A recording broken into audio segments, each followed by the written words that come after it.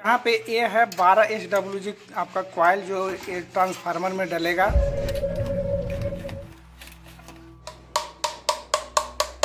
Automatic 5 kV voltage stabiliser का यहाँ पे डेटा बनाया है। तीसरा लूप। नमस्कार दोस्तों, आज मैं 5 kV आपको ऑटोमेटिक वोल्टेज स्टेबलाइजर की ट्रांसफार्मर की वाइंडिंग करना सिखाऊंगा।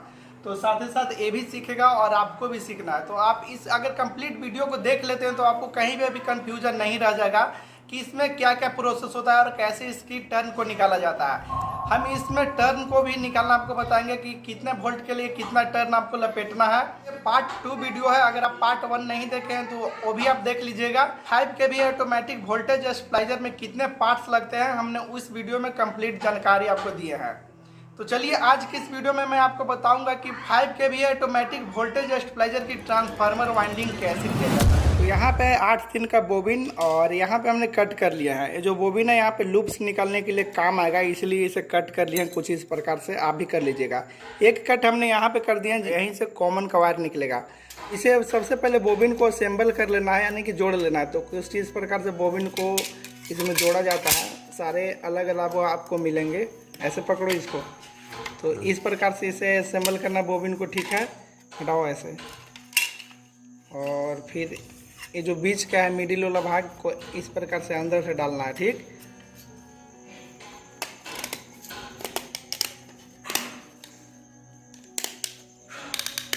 साइड और बच गया, इसे भी इस तरीके से डाल देना है।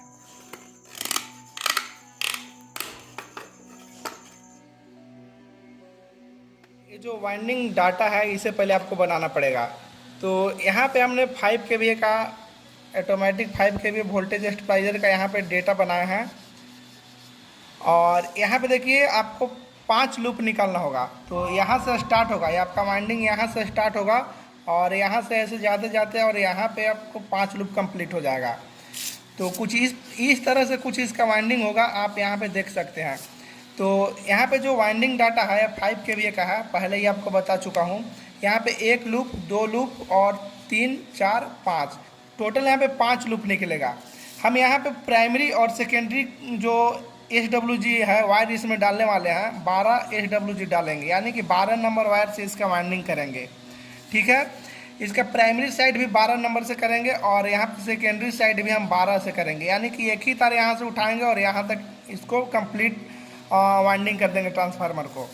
यहाँ पे देखिए कि यहाँ पे जो किट होता है, ये किट की वाइंडिंग जो हम करेंगे 24 SWG वायर से करेंगे। ये 24 SWG वायर से करने वाले हम किट की वाइंडिंग, और यहाँ से इसे भी एक ही वायर से करेंगे 24 से, ठीक है। तो यहाँ आप कंप्लीट जान गए होंगे कि ये ट्रांसफार्मर आज का बनेगा और इसमें कितना लूप निकलेगा।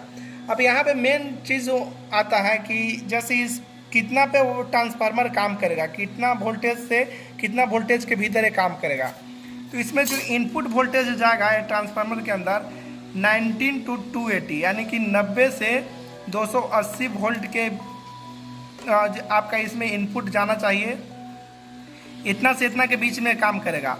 आउटपुट जो ये निकालेगा, आउटपुट जो वोल्टेज इसका रहेगा वो रहेगा 200 से 240 वोल्टेज। यहाँ पे इसका टॉलरेंसी है ±5%, यानी कि समझ लीजिए कि ये 245 भी हो सकता है और 235 वोल्ट भी हो सकता है। तो इसका टॉलरेंसी के लिए रहता है। यहाँ पे जो बोबिन का साइज है, यहाँ पे बोबिन साइज हमने 8-3 यूज कर रहे हैं। 8 इसका हो गया। कोर का साइज जो है 8 नंबर कोर के साथ में 3 इंची हमने बोबिन यूज कर रहे हैं। इसका लंबाई यहाँ पे 3 इंची रहेगा। तो 8-3 यहाँ पे बोबिन हो गया। इसमें SWG है, पहले ही बता चुके कि 12 SWG कर रहे हैं इस वाइंडिंग। इसमें जो वाइंडिंग हम डाल रहे हैं कॉपर डाल रहे हैं, आप एल्युमिनियम भी डाल सकते हैं सेम इसी डेटा पे। डेटा भी आपको कैलकुलेट करके आपको बताएंगे कितना कितना वोल्टेज के लिए कितना लूप देना है।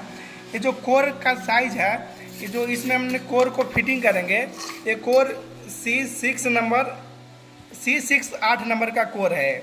तो यहाँ पे ये भी मेंशन किया हुआ है C6 8 नंबर का कोर है। यहाँ पे सबसे पहले आपको बताते हैं कि कितना वोल्ट किस लूप में रहेगा। तो जो प्राइमरी वाइंडिंग में हम देंगे 135 वोल्ट रहेगा। 135 वोल्ट इसमें रहेगा प्राइमरी के लिए। तो सेकेंडरी यहाँ से चलेगा 65 वोल्ट देंगे। तीसरा के लिए यहाँ पे हम देंगे 40 वोल्ट और चौथा के लिए भी 40 वोल्ट रहेगा। और पांचवा जो लूप रहेगा इसके लिए रहेगा 10 वोल्ट। तो ये तो इसका वोल्टेज मेंशन हो गया, मतलब कि आप कोई भी स्टेबलाइजर को बनाइएगा तो इतना वोल्टेज आपको देना होगा। अब इसमें निकालेंगे कि कितना वोल्ट के लिए कितना टर्न हमको देना है। तो इसे निकालने के लिए सबसे पहले इसे हम मापेंगे, जो बोबिन का साइज है इसे मापेंगे हम। तो बोबिन का साइज जो यहाँ पे चौड़ाई जो आप देख रहे हैं इसका 2 इंच है और इसकी जो लंबाई है 3 इंच है। और कुछ इसी प्रकार से इसमें कोर ऐसे फिट होगा, तो कुछ इस प्रकार से ऐसे फिट होगा कोर। जो इसकी जो कोर की जो टोटल लेंथ होगा, मोटाई यहाँ पे 3 इंच है, यानी 3 इंच आप यहाँ पे 3.5 इंच में भी बनता है, 3 इंच में भी बनता है। तो इसी प्रकार से आपको बना लेना है। तो यहाँ पे इसकी जो लंबाई है 3 इंच है और इसकी चौड़ाई 2 इंच है। तो यहाँ पे सबसे पहले क्रॉस सेक्शनल एरिया निकालना होगा, यानी कि क्रॉस सेक्शनल एरिया CA से निकालने के लिए क्या करेंगे, लंबाई गुने चौड़ाई कर देंगे। तो यहाँ पे लंबाई 3 इंच आ रहा था, यहाँ से यहाँ इसका 3 इंच है लंबाई और इसका चौड़ाई 2 इंच है। तो 3 गुने 2 कर देंगे इक्वल टू 6 आ जाएगा आपका। अब यहाँ पे ये जो 6 आ गया आपका क्रॉस सेक्शनल एरिया आ गया, यानी CSA आपका आ गया 6। अब यहाँ पे TPV यानी कि टर्न पर वोल्ट निकालने के लिए इसका फॉर्मूला है 7.5 डिवाइडेड बाई CSA, यानी कि क्रॉस सेक्शनल एरिया। ये जो 7.5 जो हम यहाँ पे लिखे हैं इसका फॉर्मूला है। ट्रांसफार्मर के अंदर बहुत सारे लॉसेस होते हैं, कोर लॉस, कॉपर लॉस, बहुत सारे लॉस होते हैं। तो इसी को देखते हुए यहाँ पे फॉर्मूला 7.5 से आपको डिवाइड करना होगा क्रॉस सेक्शनल एरिया को। तो 7.5 क्रॉस सेक्शनल एरिया मेरा 6 आया है, तो 6 से इसे डिवाइड करने के बाद 1.25 आएगा यहाँ पे, यानी इसका TPV आ गया 1.25। इसका टर्न पर वोल्ट आ गया, यानी कि 1 वोल्ट ट्रांसफार्मर से निकालने के लिए इतना टर्न देना होगा, 1.25 टर्न देना होगा। यानी कि इसमें हम 1.25 बार ऐसे घुमाएंगे जब इसमें वायर को, तो मेरा 1 वोल्ट निकलेगा। अब इसी प्रकार से यहाँ पे 135 वोल्ट चाहिए हमको। 135 वोल्ट के लिए क्या करेंगे कि 135 गुने 1.25 कर देंगे। इसी प्रकार से मेरा 65 वोल्टेज के लिए भी 1.25 से गुना हो जाएगा, 1.25 से। फिर 40 वोल्टेज के लिए भी हो जाएगा,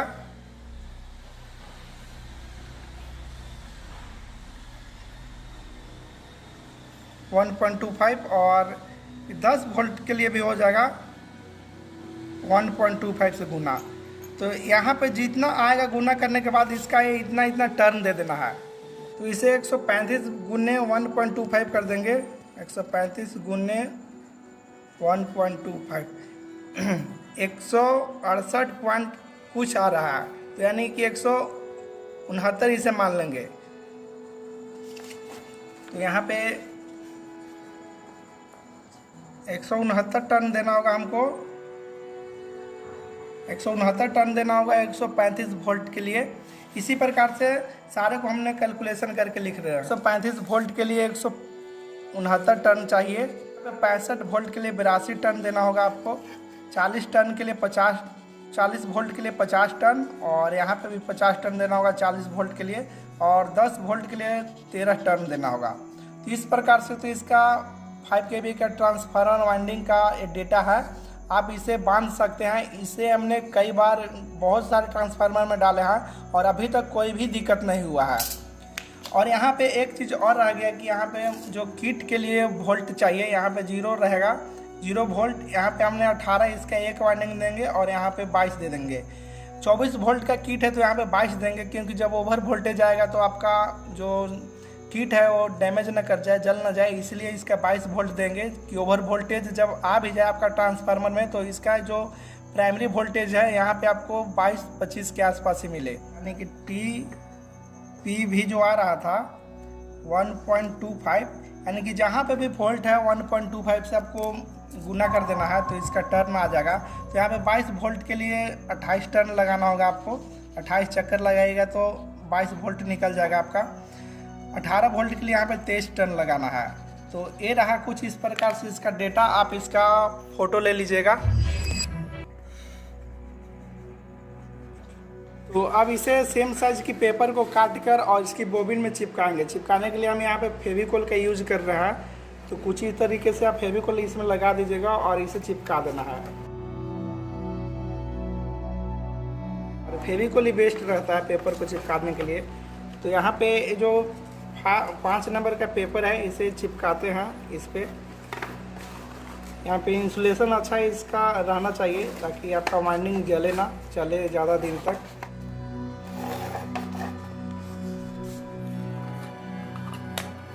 तो यहाँ पे ये है 12 SWG आपका कॉइल जो ये ट्रांसफार्मर में डलेगा। और ये जो है इसका वेट टोटल है 5 kg, क्योंकि ये कॉपर में है। अगर आप एल्युमिनियम से वाइंडिंग कीजिएगा तो शायद आपको 1 kg 600 ग्राम के आसपास लगेगा। तो हम यहाँ पे कॉपर से कर रहे हैं। और ये पूरा का पूरा ये जो अभी इसमें वायर जो देख रहा है 5 kg है। तो देखते हैं इसे वाइंडिंग करने के बाद कितना इसमें से बचता है और कितना इसमें वायर लगता है, ये भी आपको पता लग जाएगा। तो यहाँ पे हमने स्लीविंग काट के और ये जो होल किए थे छोटा सा मिडिल में जहाँ से कॉमन पॉइंट निकलेगा, यहाँ पे हमने डाल दिए हैं। स्लीविंग को डालने के बाद स्लीविंग के अंदर ये वायर को डाल देना है जिससे आप वाइंडिंग करना चाह रहे हैं। ये जो स्लीविंग का साइज है 6 इंच के आसपास आपको निकला हुआ रहेगा। और कुछ इस तरीके से आपको यहाँ पे ऐसे फोल्ड करके और इसमें कॉइल को घुमाना है। ये जो कॉइल यहाँ पे आपको लगेगा, अगर आप एंटी क्लॉकवाइज में घुमा रहे हैं तो पूरा में एंटी क्लॉकवाइज ही इसको घुमाना है। आप क्लॉकवाइज घुमा रहे हैं तो आपको क्लॉकवाइज में ही घुमाना है। तो कुछ इस तरह से यहाँ पे हमने निकाल लिया है कॉमन पॉइंट। इसे अभी मोड़ दे रहा है, इसका भी काम है नहीं। इसको ज़्यादा हिलाइए डुलाइएगा नहीं तो यहाँ से टूट भी सकता है। तो इसका ध्यान आप रखिएगा। अब इसी तरीके से पूरा वाइंडिंग इसमें चलेगा। तो ये अभी जियो अभी भाई सीख रहा है। अब ये कैमरा पकड़ा हुआ है तो ये कैमरा को सबसे पहले हम फिक्स करते हैं और तब इसका भी साथ लेंगे, क्योंकि एक हैंड से इसको नहीं बांध सकते हैं। तो यहाँ पे हम लोग को कॉमन से लेकर 135 वोल्ट के लिए 169 टर्न देना है। पकड़ो वहाँ, तो हाँ खींच के रखना। और ये जो पूरा का पूरा जो वाइंडिंग हम करने वाले हैं ये होममेड है और हाथों से करने वाला है। इसमें नहीं कोई हमने डाई का उपयोग किया है और नहीं कोई यहाँ पे मशीन है। आप देख सकते हैं इसे हाथों से मोड़ मोड़ कर इसे बैठाना होगा। पूरा टाइट करके रखना, ठीक।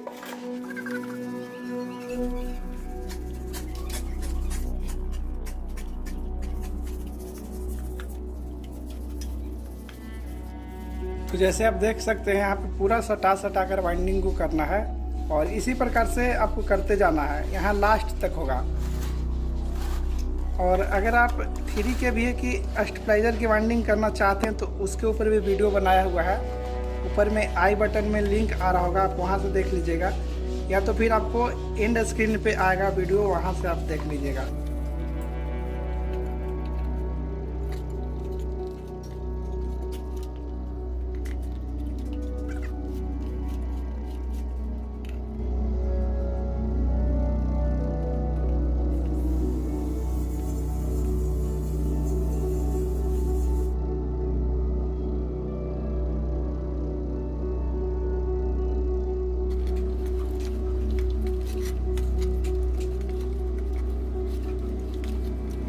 यहाँ पे पूरा हो गया है।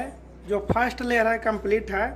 और यहाँ पे जो आप देख रहे हैं थोड़ा थोड़ा ऊपर नीचे वायर है। फर्स्ट लेयर में ऐसा होता है, तो इसे हल्का हल्का लकड़ी से इसे ठोक कर बैठा लेंगे।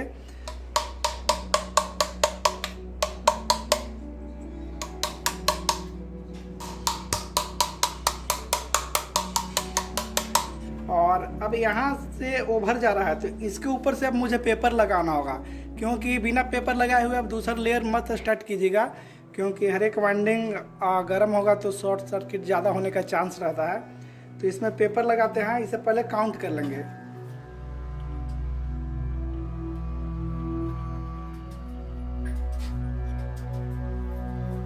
यहाँ पे गिनने के बाद टोटल इसमें जो टर्न आया है अभी 44 टर्न आया है। तो यहाँ पे 44 हम नोट डाउन कर लेंगे। अब इसी प्रकार से नोट डाउन कर लीजिएगा ताकि भुला ना जाए आप। देखो यहाँ पे जितना है उतना पे लिख लिए, ठीक। यहाँ पे यहाँ से यहाँ काउंट हम पूरा कर लिए, ठीक है। काउंट करने के बाद यहाँ पे नोट कर लिया है, लेकिन फ्यूचर में याद रहे, ऐसे भूल ना जाए। ये फर्स्ट लेयर हो गया। इसके बाद हम यहाँ पे पेपर लगाएंगे। अब इस पेपर में कटिंग कर लिया है ताकि अच्छा सा फिट बैठ जाए इसमें बोबिन के अंदर।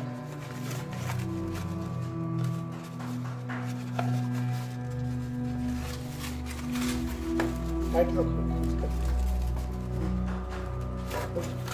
अब इतना कट कर देना है पेपर को, ठीक। इसके ऊपर हम कट ऐसे कर लेंगे।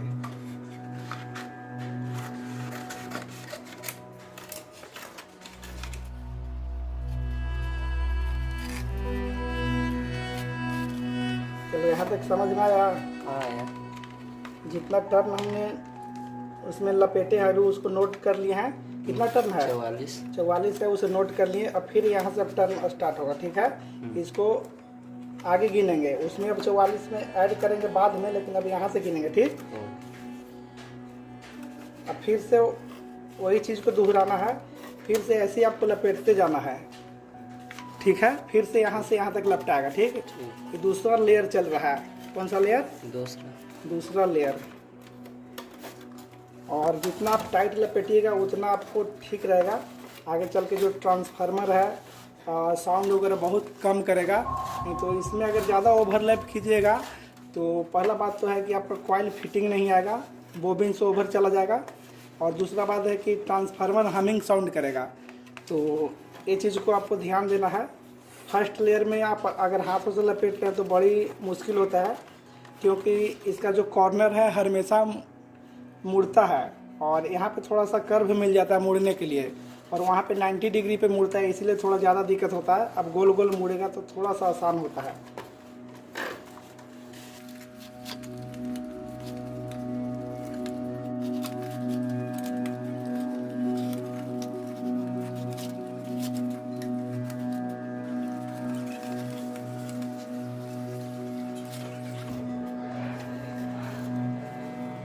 तो दोस्तों इसे भी काउंट करने के बाद 44 टर्न ही आया, तो फिर से हमें यहाँ पे 44 नोट कर लेंगे।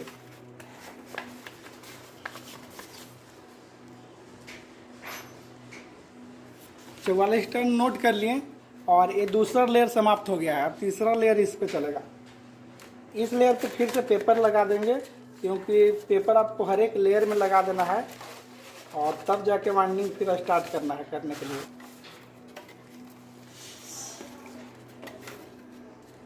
अभी कौन सा लेयर चल रहा है? तीसरा लेयर चल रहा है। कौन सा वाइंडिंग का? जैसे कौन सा, प्राइमरी वाइंडिंग है कि सेकेंडरी वाइंडिंग? हाँ, प्राइमरी का चल रहा है। प्राइमरी का भी तीसरा लेयर चल रहा है। और जितना लेयर में अभी जब तक ये कितना टर्न देना है इसमें टोटल? 144 नहीं, 169 टर्न। 169 टर्न चाहे जितना 169 टर्न चाहे जितना लेयर में हुए उतना लेयर में पूरा करना पड़ेगा, ठीक है। तो अभी तीसरा लेयर चल रहा है। तीसरा लेयर को भी सेम हम लोग इसमें लपेटना स्टार्ट कर दिए हैं। अगर आप इस वीडियो को शुरू से लेकर लास्ट तक देख लीजिएगा तो मुझे नहीं लगता है कि आपको पूछने का किसी से ज़रूरी रहेगा, और समझ कर हर एक पॉइंट को देखिएगा तो आप खुद से भी ट्रांसफार्मर वाइंडिंग कर सकते हैं।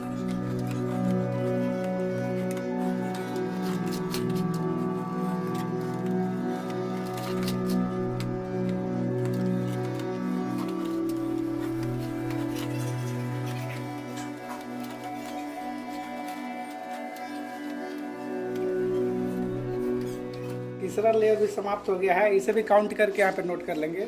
तीसरा लेयर भी मेरा 44 टर्न का आया है, तो यहाँ पे भी 44 नोट कर दिए। यानी 44 3 लेयर का हो गया है।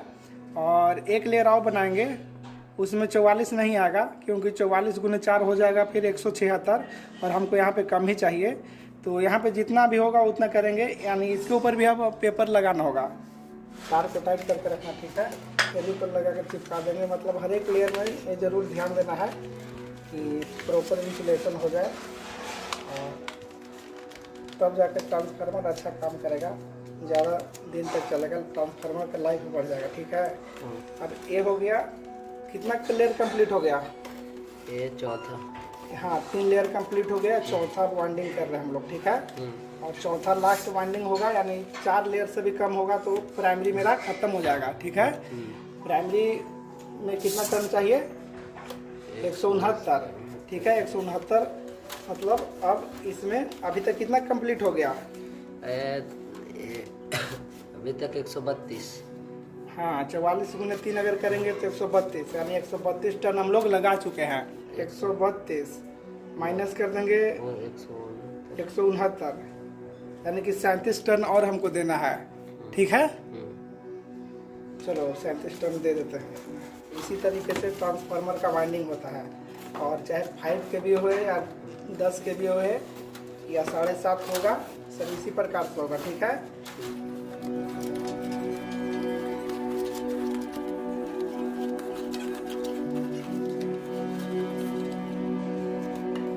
तो इतना होने के बाद इसे अब काउंट कर लेना है।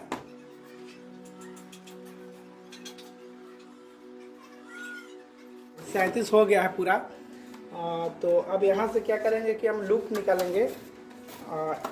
इस जगह से पहला में मेरा लूप निकल जाएगा, तो लूप निकालने के लिए इसे छोड़ो और इस तार को यहाँ से फोल्ड करना है कुछ ऐसे। यहाँ पे रुक, ऐसे पकड़ो तो अब जो एक कॉइल है यहाँ पे रह जाएगा सेपरेट। अब इसे यहाँ पे फोल्ड करना है। यहाँ से 6 इंच के आसपास हम निकालेंगे, यानी कि यहाँ पे इसे फोल्ड कर लेंगे। तो दोस्तों मेरा प्राइमरी जो था वाइंडिंग, यानी कि 169 टन के बाद ये पूरा हो गया है। यहाँ से पहला लूप निकल गया, यहाँ से स्टार्ट हुआ था कॉइल और यहाँ पे आकर एक पहला लूप निकल गया जो कि यहाँ पे है। ये जो आप देख रहे हैं पहला लूप है। अब इसमें स्लीविंग डाल लेना है, तो इसे कुछ माप कर इस प्रकार से हम स्लीविंग को काट लेते हैं। थोड़ा सा छोटा काटेंगे।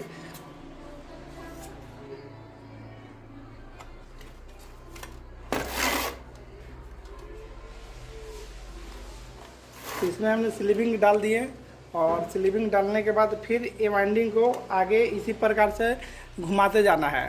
तो यहाँ पे एक चीज़ और करना है, क्योंकि यहाँ पे प्राइमरी है और ये सेकेंडरी वाइंडिंग यहाँ से स्टार्ट हो रहा है, तो यहाँ का और यहाँ का पोटेंशियल डिफरेंस जो है वो काफ़ी ज़्यादा होगा। इसलिए यहाँ पे शॉर्ट सर्किट ना हो, हम एक और पेपर का यूज़ करेंगे।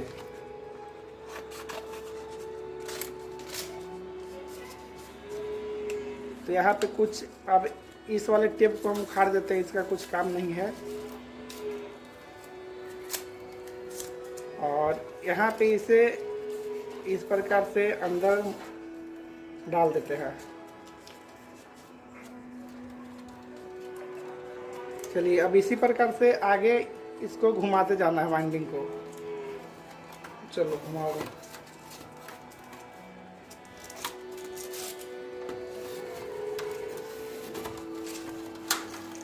रुक जाओ। अब इस वाले पेपर को ऊपर उठा देना है। जो पेपर हमने डाले थे इसको ऊपर ऐसे खींच देना है, और फिर यहाँ से स्टार्ट कर देना है।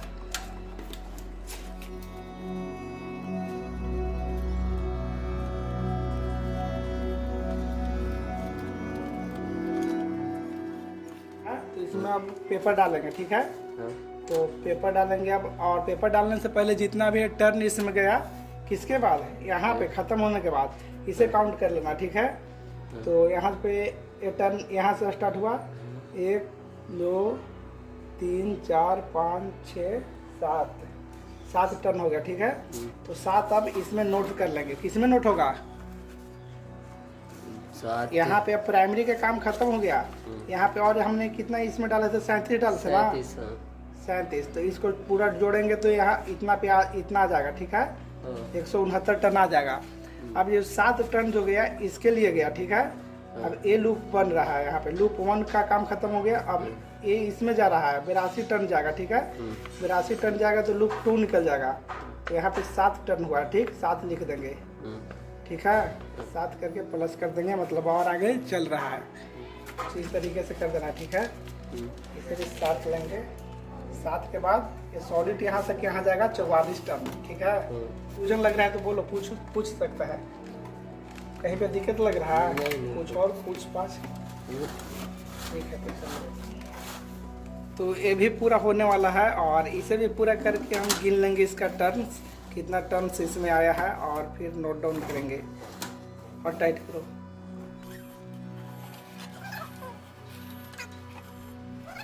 तो इसकी भी टर्न को हमने काउंट कर लिया है, इसमें भी 44 टर्न आया है, तो यहाँ पे भी 44 नोट कर दिए हैं। और इसी तरह अभी इस पे पेपर लगाएंगे और पेपर लगाने के बाद और इसमें टर्न्स देंगे। इसी तरह और आगे इसको भी लपेटना है और इसे टोटल टर्न इसमें कितना चाहिए, 82 टर्न चाहिए। इसमें हो गया है 44 + 7 हो गया है।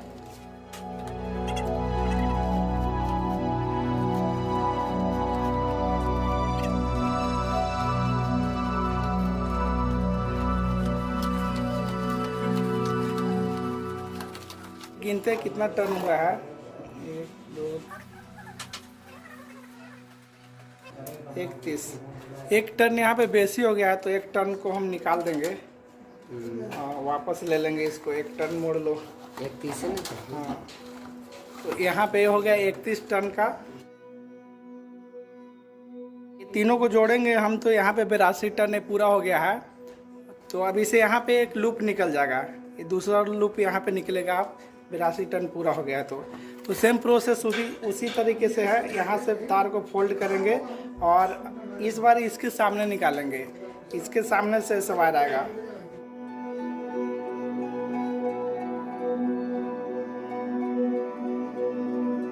फिर यहाँ बोबिन से कम आपको 6 इंच बड़ा निकालना है वायर को, और 6 इंच बड़ा निकालने के बाद फिर इसे मोड़ देना। तो यहाँ से अब अगला लूप के लिए तैयार हो गया, ये कॉइल अगला लूप के लिए जाएगा।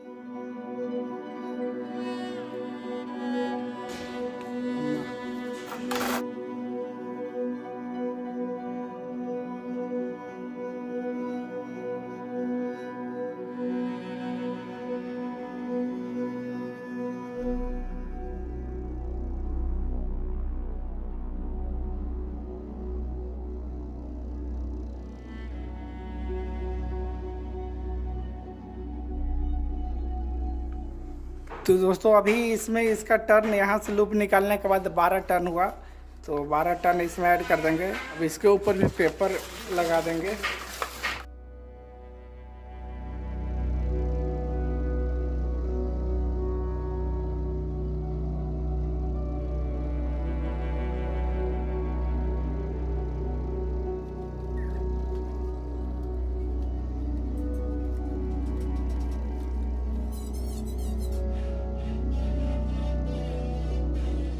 तो यहाँ से यहाँ हमने 37 टर्न दे दिए, यहाँ 38।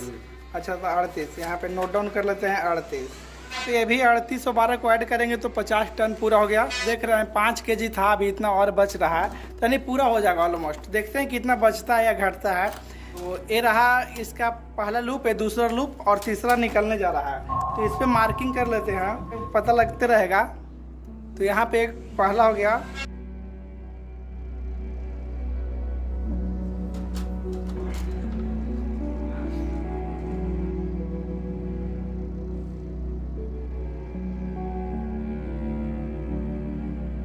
थर्ड लूप कंप्लीट यहाँ तक। पकड़ो ऐसे,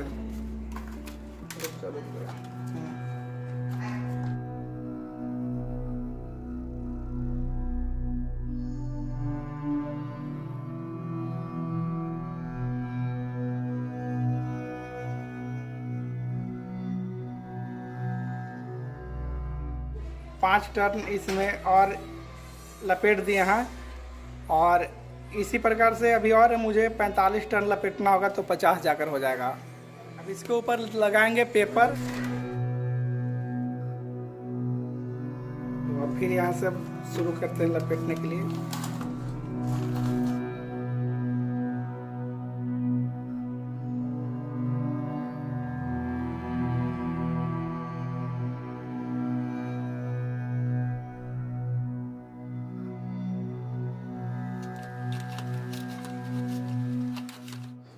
तो दोस्तों इसमें 45 टर्न समाप्त हो गया। अब यहाँ से एक लूप और बाहर निकाल लेंगे, यहाँ से मोड़ो ऐसे।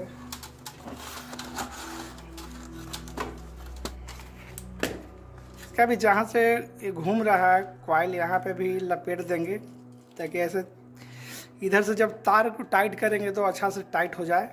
इसके ऊपर स्लीविंग लगा देंगे।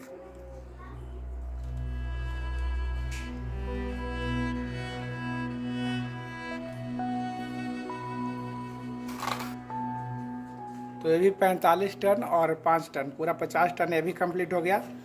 अब यहाँ से केवल हमको 13 टर्न लगाना है।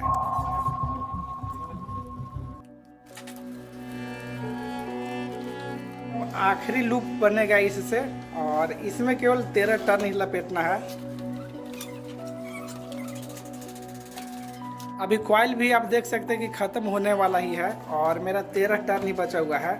13 में से समझिए कि 4 और यहाँ पे लपटा ही गया है।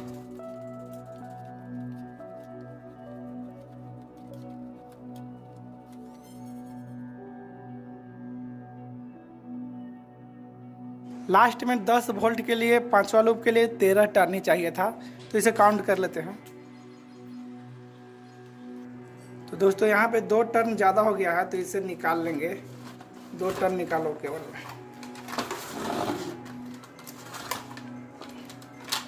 13 टर्न यहाँ पे लास्ट हो गया।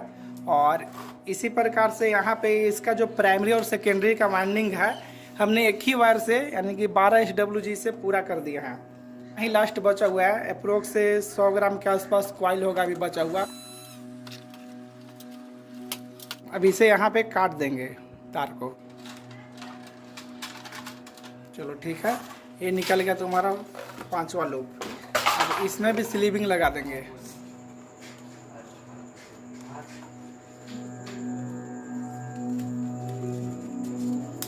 पकड़े लो पकड़े लो। पहले इसको 2 तक मार्किंग कर दिए थे। ये पहला लूप है, दूसरा ये है आपका तीसरा लूप, और ये है चौथा लूप, और ये है आपका 5वां लूप। याद रखने के लिए मार्किंग बहुत ज़रूरी है।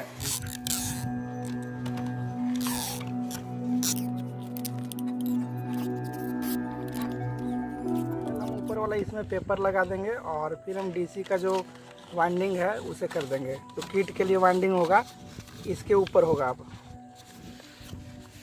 तो दोस्तों यहाँ पे अभी जो किट के लिए वाइंडिंग करेंगे, हम 24 SWG करने वाले हैं। 24 SWG का वायर गेज है, और ये भी कॉपर का वायर है। तो यहाँ पे अप्रोक्स आपको 75 से 100 ग्राम के आसपास लग जाएगा। तो यहाँ पे हम लोग 18 वोल्ट निकालेंगे। 0 से 18 वोल्ट के लिए हमको देना है 23 टर्न, और 22 वोल्ट के लिए देना है हमको 28 टर्न। ठीक, तो इस तार में हम लोग 1 नंबर का स्लीविंग डालेंगे, और इसे यहाँ पे लपेट देंगे। यहाँ तक तो वाइंडिंग हुआ था हमारा 12 नंबर से। तो यहाँ से यहाँ गैप है, इसी गैप में लपेट देंगे। कहीं पे भी लपेट सकते हैं, ऐसा कोई रिस्क नहीं है यहाँ पे। चलो घुमाओ।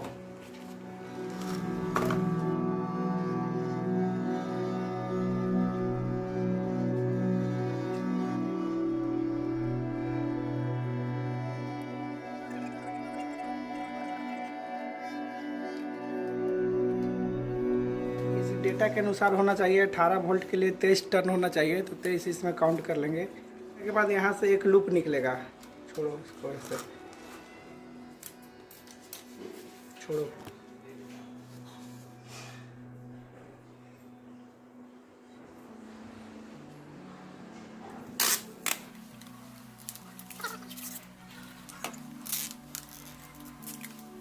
और हमको देना है 22 वोल्ट के लिए 28 टर्न। तो 28 टर्न अभी और लपेटना होगा।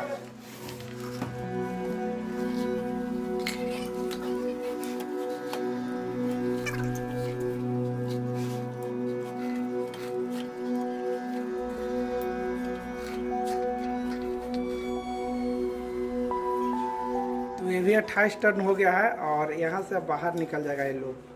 तो इसे यहाँ पे कट कर देंगे, और इसमें स्लीविंग डालकर इसे बाहर निकाल देंगे।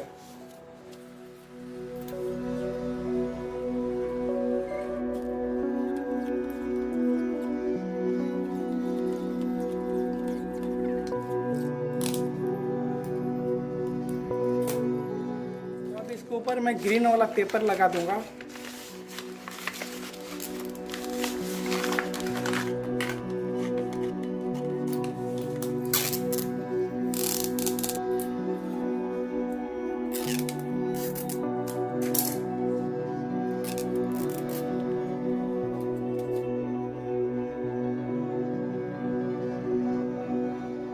फाइनली यहाँ पे ये जो लूप है मेरा, ये 0 नंबर का है। यहाँ पे 0 इसको मान लेते हैं, और यहाँ से यहाँ 0 से अगर दाहिने साइड जाएंगे तो यहाँ पे मुझे मिलेगा 22 वोल्ट DC, और 0 से इस साइड आएंगे तो मुझे मिलेगा 18 वोल्ट DC। तो यहाँ 0, 22 और इस साइड आप आइएगा तो 18 हो जाएगा। अगर इस पॉइंट और इस पॉइंट को ले लेते हैं तो 40 वोल्ट हो जाएगा। अगर आपके पास 18 वोल्ट का रिले है तो आप कॉमन से 18 वाला लूप को यूज कर सकते हैं, और अगर आपके 24 वोल्ट का रिले है, 24 वोल्ट 25 एम्पियर, तो 0 से आप 22 वोल्ट वाला को यूज करेंगे, यानी कि कॉमन से दाहिना साइड वाला। तो ट्रांसफार्मर अब रेडी है, इसमें बस कोर डालना होगा। तो दोस्तों कुछ इस प्रकार से होता है 5 kVA ऑटोमेटिक वोल्टेज स्टेबलाइजर की वाइंडिंग। तो इस वीडियो में तुमको कुछ सीखने के लिए मिला? हाँ मिला। अगला वाइंडिंग कर लोगे? इस तरीके से ये भी समझ गया है, और उम्मीद करते हैं कि आप भी समझ गए होंगे।